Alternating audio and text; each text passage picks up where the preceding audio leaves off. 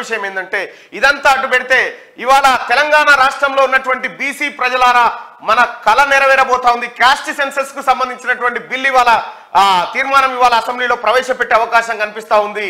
ఇక తెలంగాణ రాష్ట్రంలో కులగణన పైన రాష్ట్ర ప్రభుత్వం తన చిత్తశుద్ధిని చాటుకుంటూ ఇవాళ అసెంబ్లీలో తీర్మానాన్ని ప్రవేశపెట్టబోతున్నట్టుగా తెలుస్తా ఉంది. క్యాస్ట్ సెన్సస్ కనుక ప్రారంభమైతే తెలంగాణ రాష్ట్రంలో ఉన్నటువంటి బీసీలో ఉన్నటువంటి కమ్మర కుమ్మర వడ్రంగి ఇట్లా ఏ కులానికి సంబంధించినటువంటి వాళ్ళు ఎంతమంది ఉన్నారు అనేది మొత్తం లెక్కలు తీయబోతా ఉంది రాష్ట్ర ప్రభుత్వం.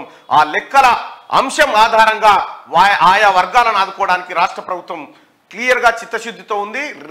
రాహుల్ గాంధీ గారి ఏదైతే మాట చెప్పిండో ఆ మాట ప్రకారం క్యాస్ట్ సెన్సస్ చేస్తాం, తెలంగాణ రాష్ట్రంలో కాంగ్రెస్ పార్టీ అధికారంలోకి వచ్చిన తర్వాత క్యాస్ట్ సెన్సస్ చేస్తామనేటువంటి మాట చెప్పిండు. ఆ మాట ప్రకారం ఇవాళ తీర్మానాన్ని తీసుకురాబోతున్నట్టుగా తెలుస్తా ఉంది.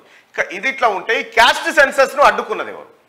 క్యాస్ట్ సెన్సస్ ను మొత్తం గతంలో క్యాస్ట్ సెన్సస్ ఉండేది, ఈ క్యాస్ట్ సెన్సస్ లేకుండా అడ్డుకున్నది మొదటి కారణం సర్దార్ వల్లభాయ్ పటేల్. క్యాస్ట్ సెన్సస్ లేకుండా దాన్ని అడ్డుకోవడం జరిగింది. దాని గురించి క్యాస్ట్ సెన్సస్ సంబంధించి బిల్లు పెట్టిన తర్వాత మళ్ళీ దాని గురించి రకరకాల కారణాలు దాని గురించి మాట్లాడదాం. ఇవి ప్రధానంగా రాష్ట్రంలో కనిపిస్తున్నటువంటి ప్రధానమైనటువంటి అంశాలు. ఇవాళ కూడా అసెంబ్లీ కొనసాగుతుంది. ఇవాళ కూడా కేసీఆర్ అసెంబ్లీకి రాడు, డుమ్మనే.